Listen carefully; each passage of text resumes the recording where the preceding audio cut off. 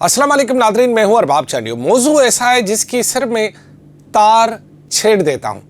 समझदार बड़ी समझदारी से उस पूरी बात को मेरी समझ जाएंगे।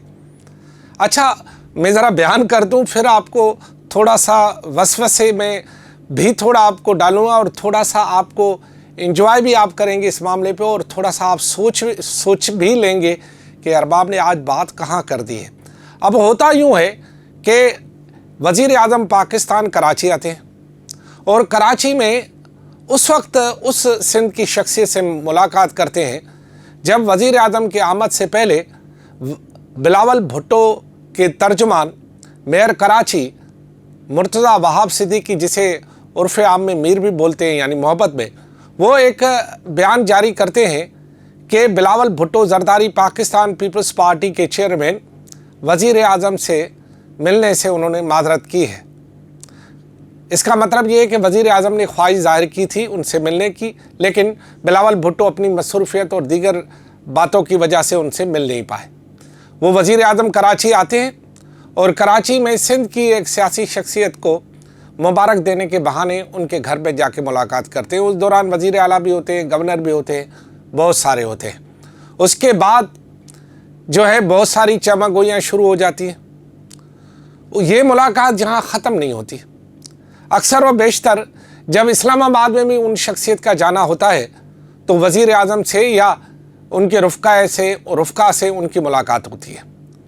मैंने पहले भी एक दफ़ा बैकग्राउंड बताया था कि असल में उस सियासी शख्सियत ने उस वक्त बहुत ही बड़ा अहम किरदार अदा किया था कि जब इमरान खान के ख़िलाफ़ अदम एतमाद की तहरीक आ रही थी, तो उस वक्त अदम एतमाद की तहरीक के जो अहम महरक़ात थे उनमें जिन लोगों को अगर ये कहा जाए कि कमांड करने का काम जिसको दिया गया था वो यही सियासी शख्सियत थी, और ऐसे वज़ीर आज़म ने कमांडर का नाम भी दिया था और अब तक शायद वो कमांडरों ने कह रहे होंगे। उसके बाद वज़ीर आज़म से उनके अच्छे गहरे मरासिम हो गए। अच्छा, ये बात तो चलो मुलाकात तय हुई, वो आ गए। फिर वज़ीर आज़म दुबई जाते हैं अपने एक कॉन्फ्रेंस में। हमें ये इतलात मिलती है कि वहाँ पर वो शख्सियत भी कहीं से घूम घाम के वहाँ पहुँच जाती है। चलो, वहाँ पे उनकी मुलाकात हुई या नहीं हुई, दुबई में तो हम थे नहीं, लेकिन राब्ता तो ज़रूर हुआ होगा, हॉटलाइन पे राब्ते पे भी होते होंगे। ठीक है, चलो। फिर एक वीडियो और तस्वीर अभी वायरल हुई हैं सऊदी अरब की। अब सऊदी अरब में भी वज़ीर आज़म इसहाक डार और अपनी काबीना के कुछ अरकान के हमरा उम्रे पे जाते हैं। वहाँ भी वो शख्सियत मौजूद होती है, बल्कि वो भी अपने बाकी जो है फैमिली के साथ अपने वहाँ पर वह मौजूद रहते हैं, और शायद उम्रे की अदायगी भी वज़ीर आज़म के साथ वो करते हैं। तस्वीर के मुताबिक जो उन्होंने ख़ुद जारी किए हैं, और उनकी तस्वीर के मुताबिक वो वज़ीर आज़म के साथ भी हैं, वज़ीर आज़म के साथ खड़े भी हैं, इबादत भी साथ कर रहे हैं, और वहाँ पर जो है उम्रे की अदायगी भी एक साथ कर रहे हैं। अब ये जो सब की सब चीज़ें हैं, क्या ये इत्फाक है? अगर इत्फाक है तो दरगुजर कर लेते हैं। अगर इत्फाक नहीं है और ये सारी मुलाकातें कहीं ना कहीं राब्तों और कहीं ना कहीं जो है वो किसी हवाले से हो जाती हैं, तो फिर पैगाम क्या है? ये पैगाम के बारे में अब मुख्तलिफ सवालात उठ रहे हैं कि आया ये इत्फाक है तो दरगुजर, अगर ये इत्फाक नहीं है तो पैगाम क्या है? आया वज़ीर आज़म पाकिस्तान मियाँ शहबाज शरीफ, जिनका ताल्लुक़ मुस्लिम लीग नून से है, वो सिंध की एक सियासी शख्सियत के साथ मुख्तलिफ़ वक्तों में मुख्तलिफ़ मकामात पर फ़ोटो जारी करा के या उनसे मुलाकातें करके पैगाम क्या दे रहे हैं? क्या वो ये फ्यूचर का कोई पैगाम दे रहे हैं? क्या सिंध में जब भी कोई तब्दीली हो, पता नहीं हो या नहीं हो, ये तो मालिकों की मर्ज़ी है। सिंध के मालिक बहरहाल इस वक्त पाकिस्तान पीपल्स पार्टी वाले हैं, और उनके चेयरमैन बिलावल भुट्टो ज़रदारी, उनकी मर्ज़ी है जब कोई तब्दीली लाएं। क्या कोई फ्यूचर में कोई तब्दीली हो या फ्यूचर में कोई सेटलमेंट हो, तो क्या वज़ीर आज़म के उम्मीदवार वही सियासी शख्सियत हो सकते हैं, या फिर कहीं और कोई सेटअप बन रहा हो? क्योंकि सियासत में कोई भी बईद नहीं होती।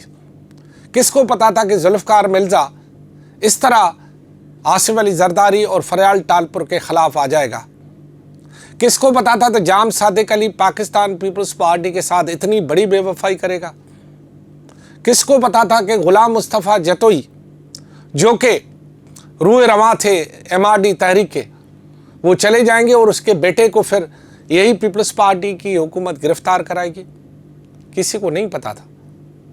کسی کو نہیں پتا تھا کہ پیٹریاٹ بن جائے گی اور وہ ڈائی ہارٹ پیپلز پارٹی کے لوگ جن کا تعلق پنجاب سے ہے مختلف وقتوں سے، وہ چلے جائیں گے.